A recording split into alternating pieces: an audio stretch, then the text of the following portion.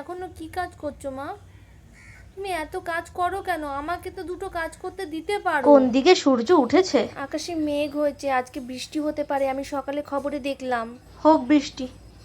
মা জানো, খবরে আরেকটা জিনিস দেখাচ্ছিল। কি? হ্যাঁ, কি সাংঘাতিক খবর দেখালো আজকে। যে পেরেন্টস টিচার মিটিং হয়েছে কোন স্কুলে, তো বাবা মা গেছিলো সে মিটিংয়ে। সে মিটিংয়ে শুনে এসে বাড়িতে তার মেয়েকে বকেছে, মেয়ে বাড়ি ছেড়ে চলে গেছে। মা বলো, এটা কি উচিত হয়েছে? বাড়িতে এসে বকা মারা এটা তো একদম উচিত হয়নি। কেন মারবে? টিচাররা তো বলবেই, তাদের বলার কথা, বলার জন্য তারা মাইনে পায়। ও তাই?